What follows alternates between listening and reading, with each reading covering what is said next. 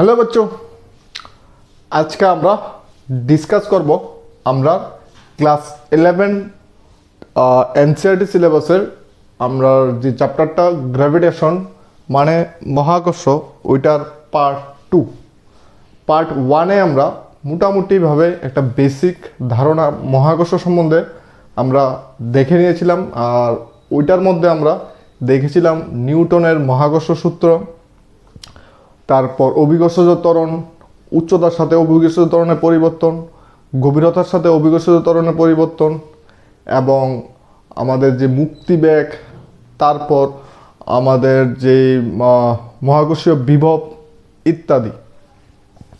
আজকের টপিক যেটা থাকবে এটা হলো আমাদের মেইনলি কৃত্রিম উপগ্রহ, ঠিক আছে, স্যাটেলাইট বা কৃত্রিম উপগ্রহ, এটার উপর আজকের মেইন টপিক। কৃত্রিম উপগ্রহ টপিকটা শেষ করে ফেললে আমাদের মোটামুটি গ্র্যাভিটেশন বা মহাকর্ষ চ্যাপ্টার শেষ। তার মানে মোস্ট প্রবাবলি আজকের ভিডিওতে গ্র্যাভিটেশন চ্যাপ্টার শেষ হওয়ার চান্সেস অনেক বেশি। আশা করি আজকে শেষ হয়ে যাবে গ্র্যাভিটেশন, শুধু 2 ঘন্টার লেকচার এবং ছোট্ট একটা ইউনিট এটা। তো কথা বাড়িয়ে লাভ নেই, আমি ডাইরেক্ট বোঝানোতে যাই। নোটস তোমরা পেয়ে যাবা পিডিএফ ফরম্যাটে। যদি কারোর দরকার প্রয়োজন হয় তাহলে নাম্বার বা ইমেল করতে পারো আমাদের, আর বা হোয়াটসঅ্যাপে কন্ট্যাক্ট করতে পারো। তাতে আমি তোমাদের কাছে যে নোটস আছে ওইটা আমি পৌঁছায় দেবো, বা নোটসের লিঙ্ক আমি ডেসক্রিপশন বক্সে দিয়ে দেব, ঠিক আছে। তো প্রথম যেটা কৃত্রিম উপগ্রহ, অনেকেরই জানা বা অনেকেরই শোনা একটা শব্দ কৃত্রিম উপগ্রহ বা স্যাটেলাইট, ঠিক আছে। তো কৃত্রিম উপগ্রহের সাথে প্রাকৃতিক উপগ্রহের অনেক মিল আছে। যেমন প্রাকৃতিক উপগ্রহ পৃথিবীর চারদিকে ঘুরে, সেমভাবে কৃত্রিম উপগ্রহ পৃথিবীর চারদিকে ঘুরে। যেমন পৃথিবীর একটাই প্রাকৃতিক উপগ্রহ, সেটা হলো চাঁদ। আর কৃত্রিম উপগ্রহ পৃথিবীর অনেকগুলা, অসংখ্য। মানুষ নিজের দরকারে কৃত্রিম উপগ্রহ পাঠায়, ঠিক আছে। তো কৃত্রিম উপগ্রহ আমাদের পৃথিবীকে প্রদক্ষিণ করে, তবে তাদের পজিশন, বেগ এবং অবস্থানের উপর ভিত্তি করে তাদের অনেক প্রকারভেদ বা তাদেরকে বিভিন্ন কাজে ব্যবহার করা হয়। মোস্ট প্রবাবলি আমাদের যেটা দরকার জানার বা আমরা যেটার জন্য কৃত্রিম উপগ্রহ ব্যবহার করি, এটা সবাই জানে যে টেলিফোন কমিউনিকেশনে কৃত্রিম উপগ্রহ ব্যবহার করা হয়। তবে আমাদের কথা বলার জন্য নয়, আমরা যে ইন্টারনেট ইউজ করি ওইটা অ্যাক্সেস বা ওইটা ডাইরেক্ট আমাদের কৃত্রিম উপগ্রহের সাথে কানেক্টেড। সিম্পল একটা উদাহরণ দিয়ে বোঝাই। ধরো এটা হলো আমাদের পৃথিবী ভূপৃষ্ঠ। তো এখান থেকে যদি কেউ ফোন করে এই জায়গায়, তাহলে তার 2টা রাস্তা, এই জায়গা থেকে এই জায়গাতে তার সিগন্যাল আসার বা তরঙ্গ আসার। একটা হলো মাঝখানে অনেকগুলা টাওয়ার বসিয়ে দাও, ঠিক আছে, মাঝখানে অনেকগুলা টাওয়ার বসিয়ে দাও, তাহলে এই টাওয়ার থেকে এই টাওয়ার, এই টাওয়ার থেকে এই টাওয়ার, এরকমভাবে আসতে পারে। বাট যদি মাঝখানের কোনো জায়গায় বড় পাহাড় বা গভীর সমুদ্র পড়ে যায়, তাহলে টাওয়ার বসানো ইম্পসিবল, ঠিক আছে। তখন এখান থেকে এখানে কথা বলাটা অনেক কষ্টসাধ্য। তার জন্য কি করা হয়, উপরে একটা কৃত্রিম উপগ্রহ লাগানো হয়, উপরে ভূপৃষ্ঠ থেকে উপরে। তো এই টাওয়ার থেকে এই টাওয়ারের মধ্যে বা কৃত্রিম উপগ্রহের মধ্যে সিগন্যাল পাঠানো হয়। দেন কৃত্রিম উপগ্রহ থেকে যে কোনো জায়গার মানুষ ডাইরেক্টলি সেটা ব্যবহার বা অ্যাক্সেস করতে পারে, ঠিক আছে। তার মানে ধরো সিম্পল একটা লজিক, আমরা টিভির মধ্যে স্টার জলসা বা স্টার প্লাস বা জিটিভি যদি চালাই, তাহলে কি হয়, কৃত্রিম উপগ্রহ থেকে যে কোনো কেউ এটা যে কোনোখান থেকে অ্যাক্সেস করতে পারে, ঠিক আছে। তো যার যা স্টেটের বা যার যা আমাদের ত্রিপুরারও আর কিছু লোকাল চ্যানেল থাকে, এগুলা কিন্তু আবার স্যাটেলাইটের মাধ্যমে হয় না, এগুলা লোকাল ওয়্যার বা লোকাল তারের মাধ্যমে হয়। যারা যে কেবল অপারেটর তাদের নিজস্ব কিছু চ্যানেল থাকে, এগুলা তারা ডিভিডি বা ভিডিও চালায়, ওইগুলো আমরা তারের মাধ্যমে দেখি। কিন্তু ইন্টারন্যাশনাল লেভেলে গেলে ওই চ্যানেলগুলোকে দেখা সম্ভব না। ইন্টারন্যাশনাল লেভেলে গেলে আমাদের ইন্টারন্যাশনাল চ্যানেল দেখতে হবে যেগুলো ডাইরেক্ট স্যাটেলাইটের সাথে কানেক্টেড। সেমভাবে আমরা যখন ফোনে কথা বলি তখন কি হয়, জেনারেলি কাছাকাছি কোনো জায়গায় কথা বলার সময় আমাদের যে আমাদের ভয়েস কল যেটা আছে, যেটা আমরা নাম্বার ডায়াল করি, এগুলা এক টাওয়ার থেকে আরেক টাওয়ারের মাধ্যমে ডাইরেক্টলি যায়। কিন্তু ইন্টারনেট যেটা আমরা ইউজ করি এটা ডাইরেক্ট স্যাটেলাইটের মাধ্যমে আসে। তো স্যাটেলাইটের ব্যবহার আর স্যাটেলাইটের উদাহরণ তোমরা যে কোনো বুকস বা আমার মেটেরিয়ালসও পেয়ে যাবে, ওইখান থেকে এটা দেখা নেবে স্যাটেলাইটের ব্যবহার এবং স্যাটেলাইটের কি বলে উদাহরণ। ঠিক আছে, তো আজকে আমরা যেটা মেন আলোচনার বিষয় সেটা হলো স্যাটেলাইটের শক্তি। ঠিক আছে, স্যাটেলাইটের শক্তি, মোট শক্তিকে দুই ভাগে ভাগ করা যায়, একটা হলো গতিশক্তি, একটা হলো স্থিতিশক্তি। তাহলে আমাদের আলাদা আলাদাভাবে স্যাটেলাইট বা কৃত্রিম উপগ্রহের গতিশক্তি বার করতে হবে, দেন স্থিতিশক্তি বার করতে হবে, তারপর আমরা কি করব, স্যাটেলাইটের মোট শক্তি যেটা ওইটা আমরা বার করব। ঠিক আছে, তো তার জন্য প্রয়োজনীয় চিত্র আমরা এখানে ড্র করি। তো প্রথমে ধরি এটা আমাদের পৃথিবী, বা আর্থের বাংলা মানে পৃথিবী। ঠিক আছে, তারপর পৃথিবী থেকে যে কোনো একটা উচ্চতায় আমরা কৃত্রিম উপগ্রহ, ধরো এই পথে কৃত্রিম উপগ্রহটা পৃথিবীকে প্রদক্ষিণ করবে।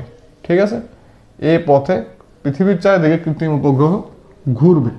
তো যে কোনো জায়গার মধ্যে এই জায়গার মধ্যে হলো কৃত্রিম উপগ্রহটা। তার মানে পৃথিবী পৃষ্ঠ থেকে, এটা হলো পৃথিবীর কেন্দ্র, এটা হলো পৃথিবীর ব্যাসার্ধ আর, পৃথিবী পৃষ্ঠ থেকে কৃত্রিম উপগ্রহের উচ্চতা h। ঠিক আছে, পৃথিবী পৃষ্ঠ থেকে কৃত্রিম উপগ্রহের উচ্চতা h, বা আমরা কেন্দ্র থেকে কৃত্রিম উপগ্রহের উচ্চতা যেটা, এটা আমরা স্মল আর ধরতে পারি, যেখানে small R equals to capital R plus h। ঠিক আছে, আবার বলি, পৃথিবীর ব্যাসার্ধ হলো স্মল আর পৃথিবী পৃষ্ঠ থেকে h উচ্চতায় আমাদের কৃত্রিম উপগ্রহ অবস্থিত। তার মানে পৃথিবীর কেন্দ্র থেকে আর প্লাস h উচ্চতায় কৃত্রিম উপগ্রহটা অবস্থিত, আর প্লাস h-টাকে আমরা স্মল আর ধরতে পারি। ঠিক আছে, তো প্রথমে আমরা একটা কাজ করি, গতিশক্তিটা বার করি। প্রথমে আমরা কৃত্রিম উপগ্রহের গতিশক্তি বার করি। ঠিক আছে, তো গতিশক্তি কিভাবে বার করব, আপাতত পৃথিবীর ভর ধরা যাক m, আর কৃত্রিম উপগ্রহের স্মল m। পৃথিবী অনেক বড় তার জন্য ক্যাপিটাল M, কৃত্রিম উপগ্রহ অনেক ছোট তার জন্য স্মল m। তাহলে এই দুইটা বস্তুর মধ্যে বা পৃথিবী এবং কৃত্রিম উপগ্রহের মধ্যে ক্রিয়াশীল আকর্ষণ বল কি, F = G/m/r²। ঠিক আছে, যেখানে r = r+h। এখন কৃত্রিম উপগ্রহটা তার কক্ষপথে বা বৃত্তাকার পথে ঘোরার জন্য একটা বলের প্রয়োজন। যে কোনো বস্তু বৃত্তাকার পথে ঘোরার জন্য একটা বলের প্রয়োজন, সেটা হলো অভিকেন্দ্র বল। ঠিক আছে, সেটা হলো অভিকেন্দ্র বল, যেটা বৃত্তপথের কেন্দ্রাভিমুখী কাজ করে, যে কোনো দিকে বৃত্তাকার পথের কেন্দ্রাভিমুখী কাজ করে। আর অভিকেন্দ্র বলের রাশিমালাটা কি, এটা সবাই জানো, আমরা নিচে ক্লাসে পড়লাম 9-এ, mv²/r। এখন যদি এই অভিকেন্দ্র বলটা মহাকর্ষ বলের সমান হয় তখনই এটা বৃত্তাকার পথে ঘুরতে পারবে। ঠিক আছে, অভিকেন্দ্র বলটা বৃত্তাকার পথের বাইরের দিকে কাজ করে। যেমন ধরো একটা সিম্পল উদাহরণ, আমরা যখন টার্নিং কাটি, ধরো যে কোনো দিকে একটা টার্নিং কাটলাম আমরা গাড়িতে করে, তখন এই টার্নিংয়ের উল্টো দিকে একটা বল অনুভব করি। ঠিক আছে, টার্নিংয়ের উল্টো দিকে আমরা একটা বল অনুভব করি, এরকম মনে হয় যে কেউ আমাদের টার্নিংয়ের অপোজিট দিকে ধাক্কা দিয়ে ফেলিয়ে দিচ্ছে। তো সেই ক্ষেত্রে আমাদের ওই যে অপোজিট দিকে যে বলটা আমরা অনুভব করি সেটাকে বলে অভিকেন্দ্র বল। ঠিক আছে, তো দেখো অভিকেন্দ্র বলের রাশিমালা এটা, তার মানে বাইরের দিকের বল এবং ভিতরের দিকের বল ইকুয়াল হলে এটা সাম্য অবস্থায় থাকবে, মানে সেটা বৃত্তাকার পথে ঘুরবে। তার মানে এখান থেকে লেখা যায় mv square by R equals to gmm by R square, mm cancel, so V square equals to gm by R, V equals to root over gm by R. এটা আমরা এখান থেকে পেলাম। তো আপাতত এখানে গতিশক্তি যদি আমরা বার করি, গতিশক্তি মানে কৃত্রিম উপগ্রহের গতিশক্তি কে ই মানে কাইনেটিক এনার্জি ইকুয়ালস টু, বা শুধু কে দাও, কে ইকুয়ালস টু গতিশক্তির formula half M V square. তো half M V square means G M by R, তার মানে জি এম বাই 2r। এটা হলো আমাদের গতি শক্তি। ঠিক আছে, এখন দেখো স্থিতিশক্তি মানে কি। স্থিতিশক্তি হলো অসীম দূরত্ব থেকে কোনো বস্তুকে এ পয়েন্টে আনতে যে কৃতকার্য সেটা হলো স্থিতিশক্তি। তো এখানে বস্তুটার ভর কি এম, সেটাকে কোন জায়গা থেকে কোন জায়গায় আনতে লাগবে, অসীম দূরত্ব থেকে তাকে স্মলার দূরত্বে। তো অসীম দূরত্বে এরকম টাইপের আমরা একটা গত ডেটে আমরা দেখেছিলাম যে মুক্তিবেগের বেলায় কি ছিল, কেন্দ্র থেকে অসীম দূরত্বে, এবং পৃথিবীর বিভবের বেলায় একক ভরের বস্তুকে অসীম দূরত্ব থেকে পৃথিবীর ভূপৃষ্ঠে আনতে বা পৃথিবীর সারফেস অফ আর্থে পৃথিবীর পৃষ্ঠ তলে আনতে কৃতকার্য। তো এখনও সেম অসীম দূরত্ব থেকে কোনো বস্তুকে আর প্লাস এইচ বা স্মল আর দূরত্বে আনতে যে কৃতকার্য সেটা হলো তার স্থিতিশক্তি। তো অসীম দূরত্ব থেকে যে কোনো একটা আনার পথে ধরলাম পি পয়েন্ট, যেখানে পি থেকে তার দূরত্ব যদি এক্স ধরা হয়, তাহলে পি বিন্দুতে যে কৃত্রিম উপগ্রহ মানে এম ভরের বস্তুটা বর্তমান, তার উপর ক্রিয়াশীল বল F equals to G M M by X square. এখন এখান থেকে খুব ক্ষুদ্র একটা সরণ যদি আমরা ডিএক্স ঘটাই, তাইলে আমাদের কৃতকার্য W equals to F DX. ঠিক আছে, এফ ডিএক্স। এখন এফ এর ভ্যালু কি, ডি ডাব্লিউ ইকুয়ালস টু, তো এফ এর ভ্যালু কি G M M by X square DX D W. ঠিক আছে, জেনারেলি কৃতকার্য W equals to F dot S, কিন্তু এখানে সরণ কম, সরণ অনেক ক্ষুদ্র, মানে এক্সের জায়গায় আমরা ডিএক্স ব্যবহার করব, তার জন্য ডাব্লিউর জায়গায় ডি ডাব্লিউ। যেহেতু সরণ খুব ক্ষুদ্র, তার জন্য কৃতকার্যও খুব ক্ষুদ্র হবে, যেটাকে আমরা ডি ডাব্লিউ দিয়ে ডিনোট করব। ঠিক আছে, তো এখানে D W equals to this, তো W equals to integral G M M by X square DX. ইন্টিগ্রালের লিমিটটা কোথা থেকে কোথা, আমরা ইনফিনিটি থেকে স্মলার দূরত্বে আনব। ঠিক আছে, তো এই ক্ষেত্রে দেখো এখানে আরেকটু কিছু লেখা দরকার। ডট প্রোডাক্ট করলে আছে, আমরা ভেক্টর চ্যাপ্টারে দেখেছিলাম, ডট করলে আসে cos theta, F DX cos theta, F DX. এখানে এফ কোন দিকে ক্রিয়াশীল, এদিকে, ডিএক্স কোন দিকে ক্রিয়াশীল, কারণ এফ মানে কি আকর্ষণ বল, এফ যেদিকে ক্রিয়াশীল ডিএক্সও সেদিকেই ক্রিয়াশীল, তার মানে কস 0 ডিগ্রি, আর কস 0 মানে 1, মানে এফ ডিএক্স। তো এখানে আমরা ডাইরেক্ট এফ এর ভ্যালু বসালাম, ডিএক্স লিখলাম। ঠিক আছে, তো এখন এখানে ইন্টিগ্রালটা যদি করতে লাগে, তো জি এম এম আর 1 by X square means X to the power -2 DX infinity to small R. তো এক্স টু দ্য পাওয়ার -2 এর যদি ইন্টিগ্রাল করা হয়, তাহলে কি হয়, ফর্মুলা কি ছিল, n+1 বাই n+1। এটা আমি পার্ট 1-এ দেখিয়ে দিয়েছিলাম, infinity to R G M M, এখানে একটা -1 আর উপরে থাকে -1 infinity to R, G M M, এই -1টা সামনে নিয়ে আসলাম, আর X to the power -1 means 1/x infinity to R. তো প্রথমে বসে কি আপার লিমিট মানে 1/r মাইনাস লোয়ার লিমিট 1/ইনফিনিটি। 1/ইনফিনিটি মিনস 0, তো এখানে থাকে কি মাইনাস gmm/r। এটা হলো আমাদের পোটেনশিয়াল এনার্জি, ঠিক আছে, মানে স্থিতিশক্তি। এই জায়গার মধ্যে কৃত্রিম উপগ্রহটার স্থিতিশক্তি কি মাইনাস gmm/r। কারণ কি এই অসীম দূরত্ব থেকে এই আর দূরত্বে, স্মল আর দূরত্বে কৃত্রিম উপগ্রহটাকে আনতে যে কৃতকার্য আমাদের করতে লাগবে, সেই কৃতকার্যটাই কৃত্রিম উপগ্রহের মধ্যে স্থিতিশক্তি হিসাবে সঞ্চিত থাকবে। তার জন্য স্থিতিশক্তির মান এই কৃতকার্যের সমান হয়। তার মানে এখানে আমরা মোট শক্তি, এখন আমরা লিখতে পারি মোট শক্তি, কোথায় লিখি, এখানে লিখি। তো স্থিতিশক্তি কি পেলাম, স্থিতিশক্তি পি মানে potential energy equals to minus gmm/r। তাইলে মোট শক্তি equals to K plus P, গতিশক্তি প্লাস স্থিতিশক্তি। যদি প্লাস করি তাহলে কি আসবে, gmm/2r মাইনাস gmm/r।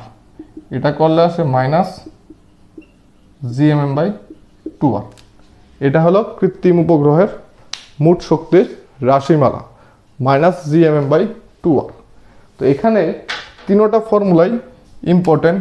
গতিশক্তি K equals to minus gmm/2r, স্থিতিশক্তি P equals to minus gmm/r, মোট শক্তি T equals to total energy minus gmm/2r।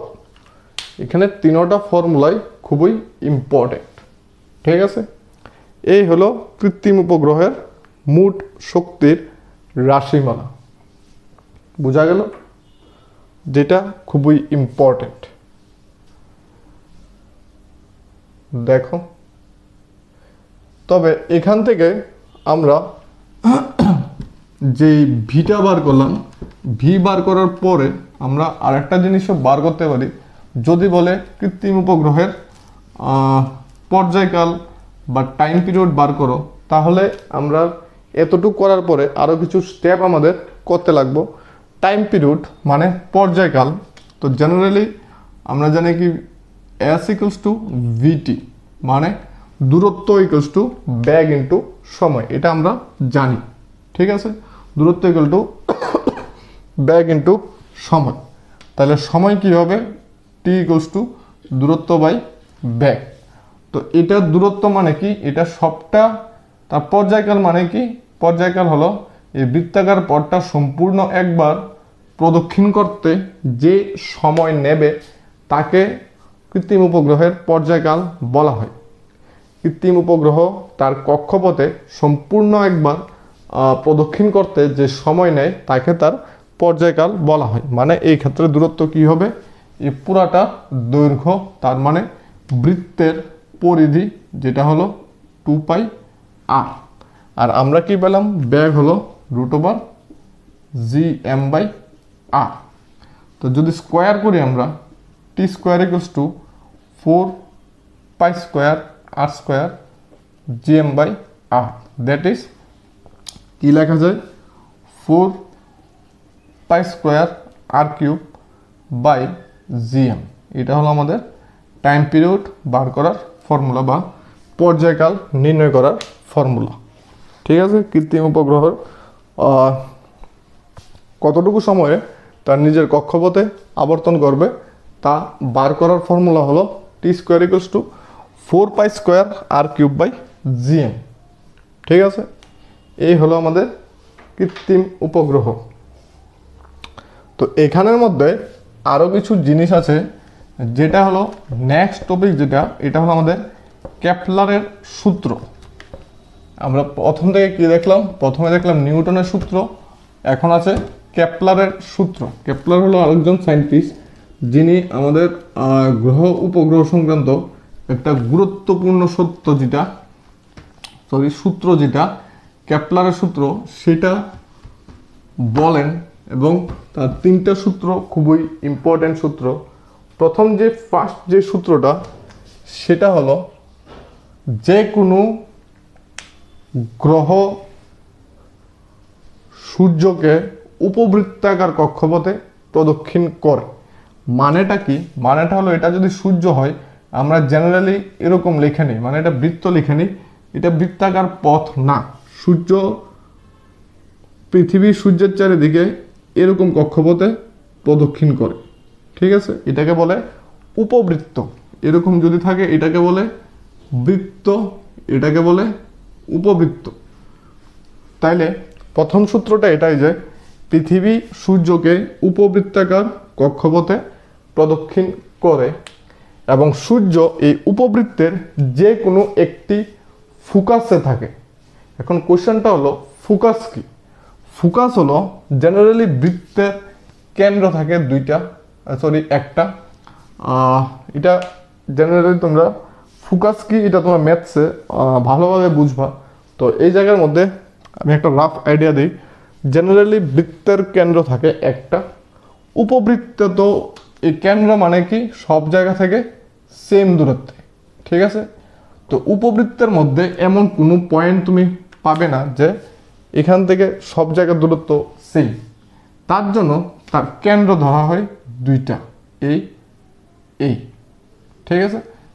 তার কেন্দ্র দুইটা ধরা হয়। অ্যাকচুয়ালি এগুলো কেন্দ্র না, এগুলোকে নাম দেওয়া হয় ফোকাস, ঠিক আছে? আচ্ছা, আর উপবৃত্তের বেলায় এটাকে বলা হয় প্রধান অক্ষ, এটা বলা হয় উপকক্ষ, ঠিক আছে? এটা হলো প্রধান কক্ষ, এটা হলো উপকক্ষ, ঠিক আছে? মেজর এক্সিস এবং সেমি মেজর এক্সিস। আচ্ছা, সরি, মেজর এক্সিস আর মাইনর এক্সিস। আর সেমি মেজর এক্সিস মানে অর্ধ কক্ষ, যেটা হাফ, ঠিক আছে? আচ্ছা, আবার আমি বুঝাই।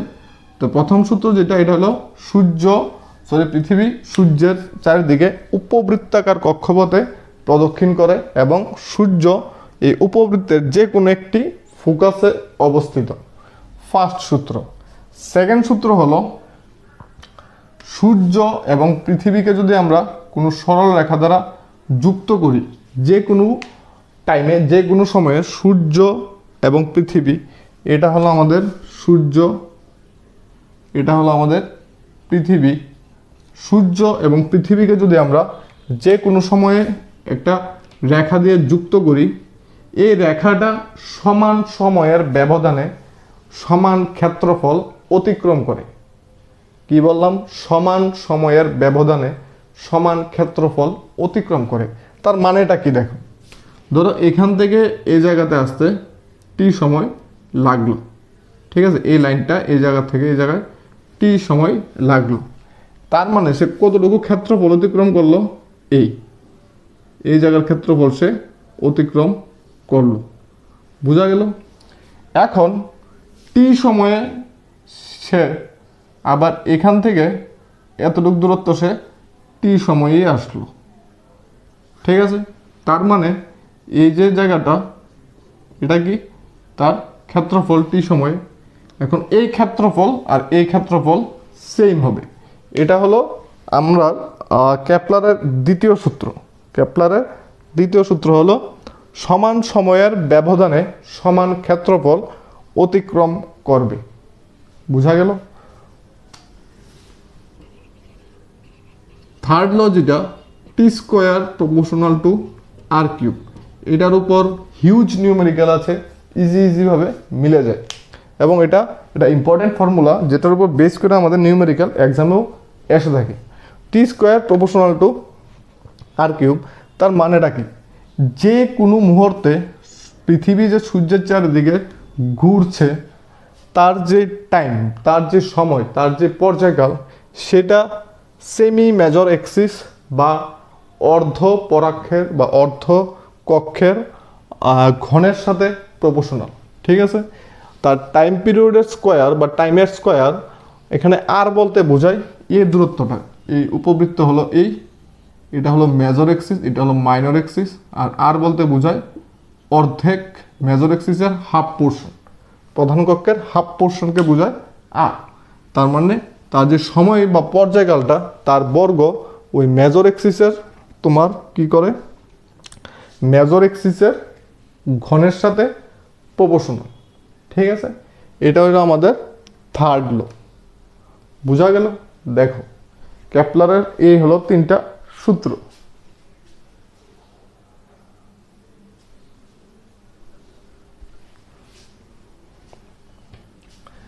এখন আমাদের মহাকর্ষ চ্যাপ্টার তো মোটামুটি শেষ। তার মধ্যে একটা টপিক আমরা পার্ট 1-এ ছেড়ে দিয়েছিলাম। এটা ইম্পর্টেন্ট না বললেই চলে, তবে যেহেতু আমাদের কাছে টাইম আছে, এটা একটু আমি দেখিয়ে দিই।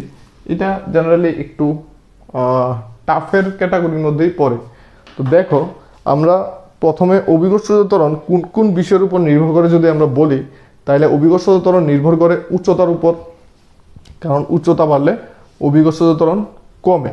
তো সেটার আমরা আবার একটা ডিরাইভেশন করলাম। আবার গভীরতার সাথেও অভিকর্ষজ ত্বরণ পরিবর্তিত হয়, সেটারও আমরা একটা ডিরাইভেশন কমপ্লিট করলাম। এখন ঘটনাটা হলো পৃথিবীর আহ্নিক গতি, এটা আবার কি?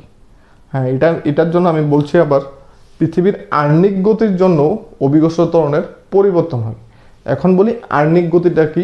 আহ্নিক গতি হলো পৃথিবী যে গতিতে নিজের কক্ষপথে ঘুরছে বা নিজের চারিদিকে এরকমভাবে ঘুরছে, তাকেই বলে পৃথিবীর আহ্নিক গতি। পৃথিবীর গতিকেই পৃথিবীর আহ্নিক গতি বলা হয়। মানে পৃথিবী যে স্পিডে বৃত্তাকার পথে ঘুরছে তার সেটাকে বলে আহ্নিক গতি। যে গতির জন্য দিন ও রাত আমরা ফিল করি, দিন ও রাত আমরা অনুভব করি, সেটা হলো আমাদের আহ্নিক গতি। তো পৃথিবীর আহ্নিক গতির জন্য অভিকর্ষজ ত্বরণের পরিবর্তন হয়। কিভাবে পরিবর্তন হয় এটাই হলো দেখার বিষয়। তো দেখো, এটা ধরো আমাদের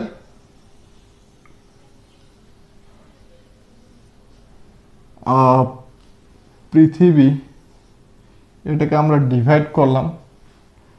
যে কোনো সময়ে ধরো একটা বস্তু বা একটা মানুষ বা একটা পাহাড় এই জায়গার মধ্যে বর্তমান এই জায়গার পয়েন্টে সে আছে।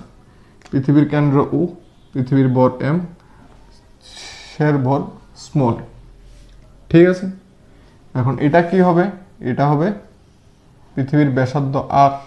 সেমভাবে এটা হবে পৃথিবীর ব্যাসার্ধ আর, এটা হবে পৃথিবীর ব্যাসার্ধ আর। এখন পৃথিবী তো নিজের কক্ষের চারিদিকে ঘুরছে, এইটাকে এখান থেকে যদি আমরা জয়েন করি, এটাকে ধরে আমরা স্মল আর। ঠিক আছে, বোঝা গেল? এখন ধরো পৃথিবী ওই বস্তুটা যে কোণ করলো দ্রাঘিমা রেখার সাথে বা নিরক্ষরেখার সাথে, সেটা হলো থিটা। নিরক্ষরেখা বলতে এই রেখা, মেরু রেখা বলতে এই রেখা। নিরক্ষরেখার সাথে যে কোণ করলো সেটা হলো থিটা। তাইলে এটা কি হবে? এটা হবে আমাদের থিটা। ঠিক আছে, তো এখান থেকে কি লেখা যায় দেখো, এটা যদি থিটা হয়, এটা লম্ব নাকি এটা ভূমি। তো কস থিটা যদি আমরা করি, কস থিটা ইকুয়ালস টু ভূমি বাই অতিভুজ, তার মানে R equals to R cos theta. ঠিক আছে, R equals to R cos theta. এখন এদিকে কি আছে দেখো, বোঝা গেল? এখন এদিকে কি পাওয়া যায়? এদিকে তোমার আছে আমাদের আর কস থিটা। ঠিক আছে, কারণ এই জায়গাটা তো আর, আর এই জায়গাটা থিটা, তাহলে এটা আমাদের আর কস থিটাই হয়। কিন্তু এটার মান তো আবার আর, কারণ এটা পৃথিবীর ব্যাসার্ধ। ঠিক আছে, এটার মান আবার আর, তার মানে এটা আমাদের পৃথিবীর ব্যাসার্ধ। দেখো এই জায়গাটা বুঝছনি এতটুকু পর্যন্ত?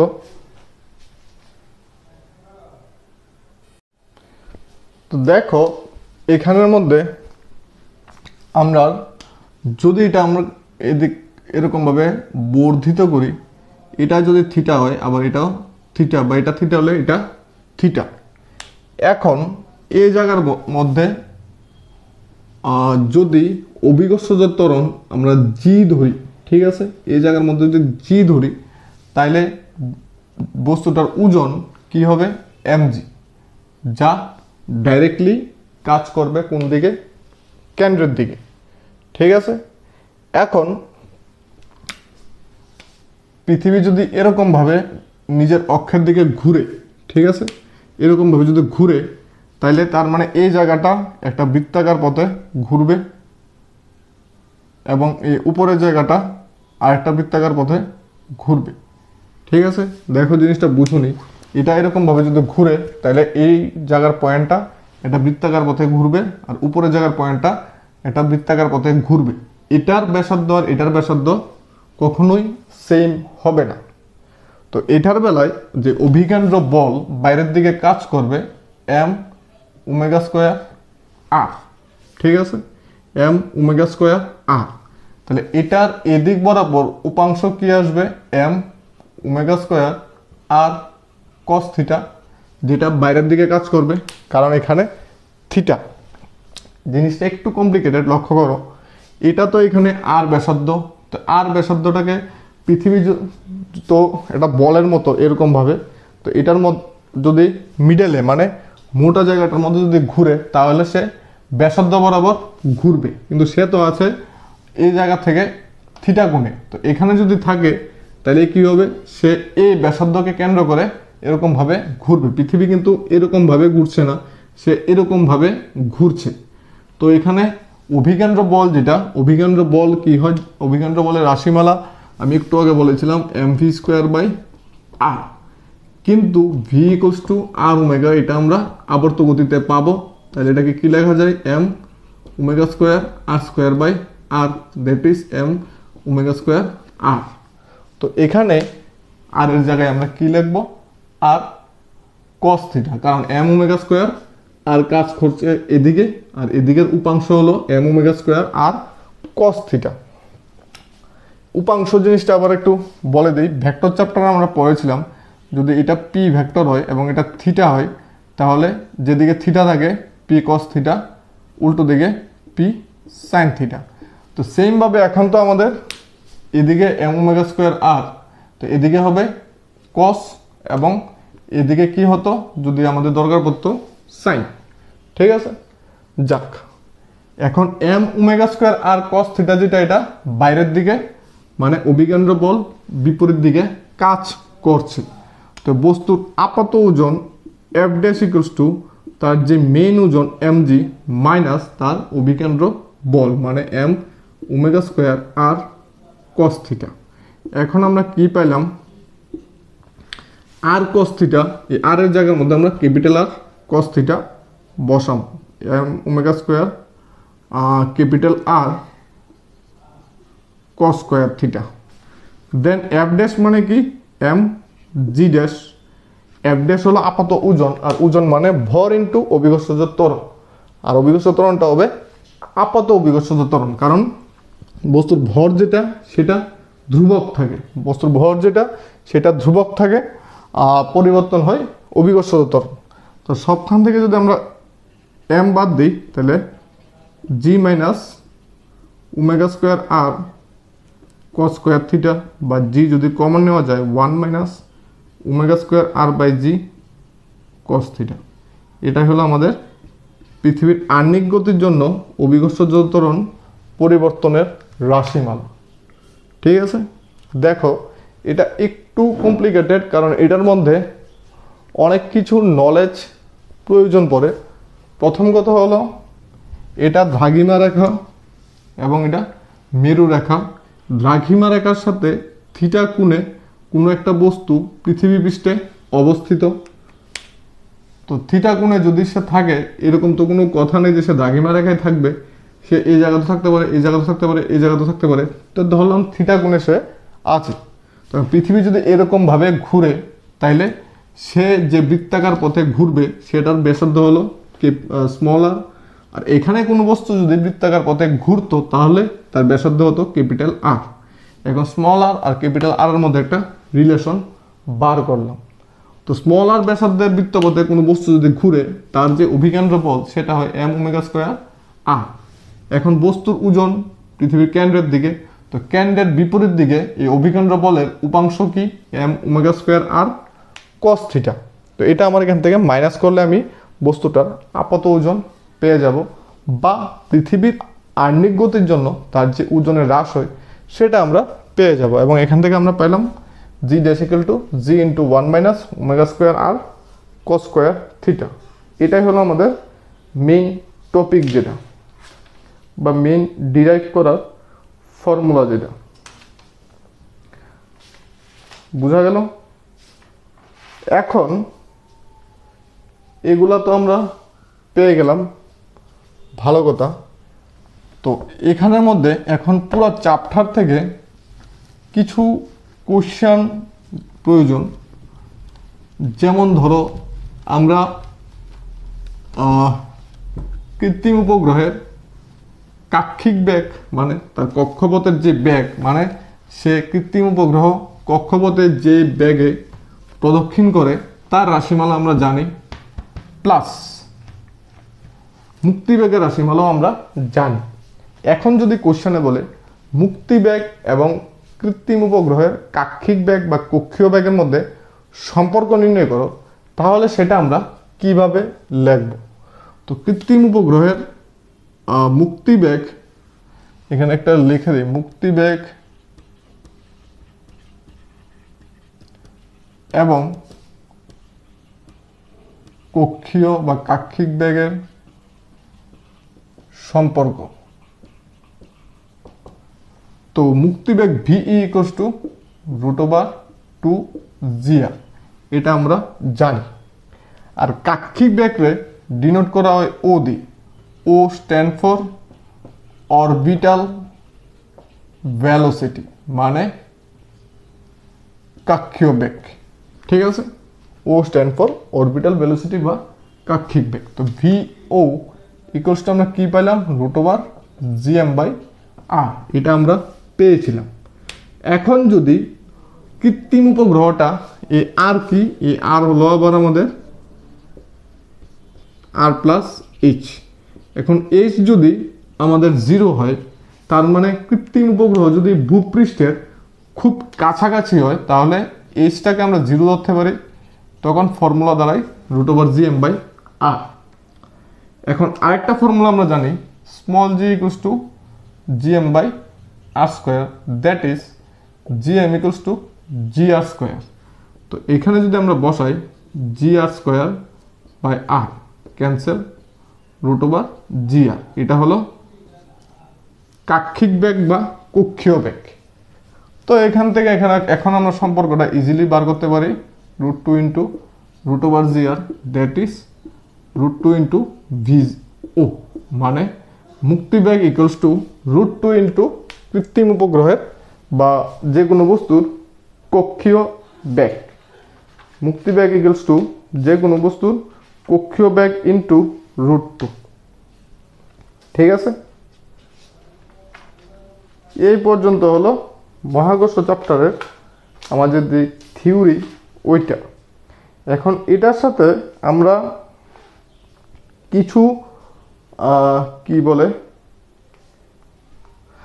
অভিঘর্ষজ ত্বরণ যেটা আমরা পেয়েছিলাম, এখানের মধ্যে কিছু কোশ্চেন জেনারেলি এগুলা তো দেয় না স্কুলে, কিন্তু এগুলা আমার নজরে ভেরি ভেরি ইম্পর্টেন্ট, কারণ এগুলা প্রায় সময় এন্ট্রান্সে দিয়ে থাকে, ঠিক আছে। প্রায় সময় ম্যাক্সিমাম টাইমে বিভিন্ন এন্ট্রান্সে দিয়ে থাকে, এবং এগুলা বোর্ডেও দেওয়া বা স্কুলে দেওয়া উচিত, কিন্তু যায় না, তার আগে এখনো দেয় না।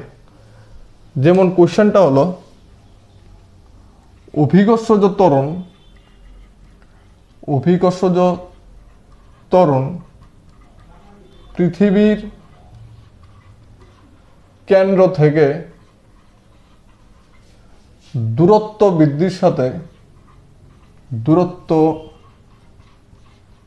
বৃদ্ধির সাথে কিভাবে পরিবর্তিত হয় তা একটি লেখচিত্রের মাধ্যমে দেখা।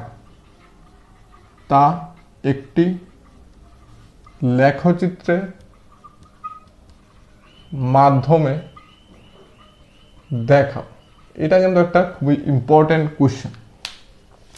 তো এটার জন্য আমার গ্রাফ এক্স অক্ষ ওয়াই অক্ষ দুইটাই দরকার। তো আমি ধরলাম এটা ওয়াই অক্ষ, এটা এক্স অক্ষ। ওয়াই অক্ষ বরাবর আমি কি বুঝাবো? এই ওয়াই অক্ষ বরাবর আমি বুঝাবো অভিকর্ষজ ত্বরণ, আর এক্স অক্ষ দিয়ে আমি বুঝাবো দূরত্ব।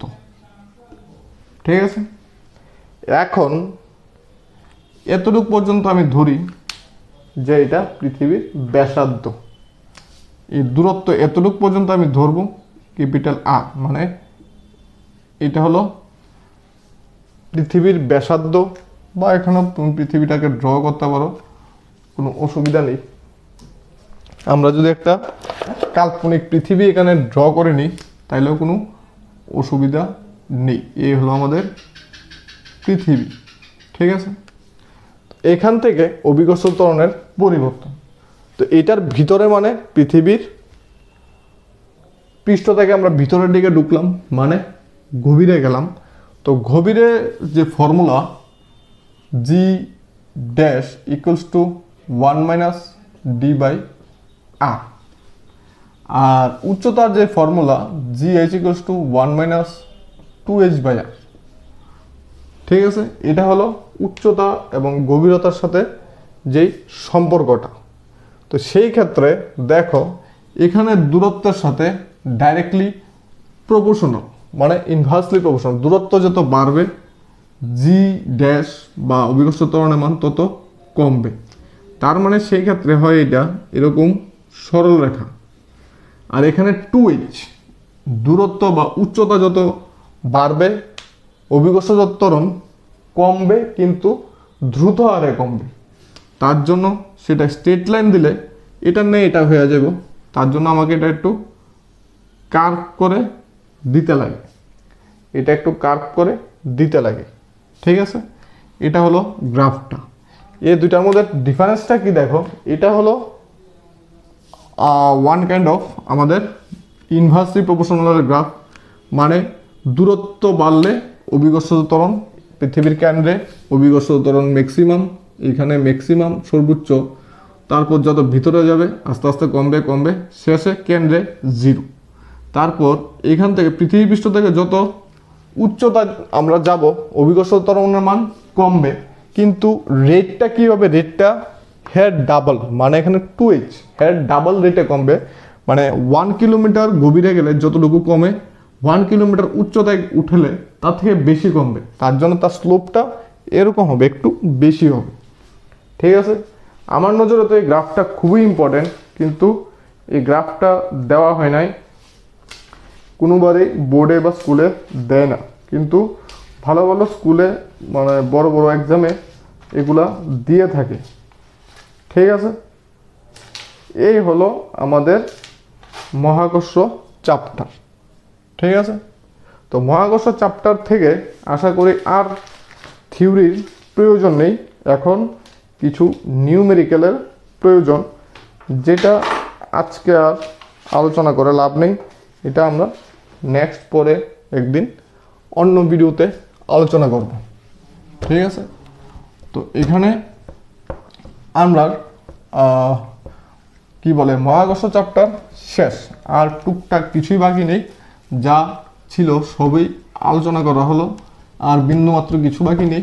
তো এগুলো পড়লে আশা করি হয়ে যাবে।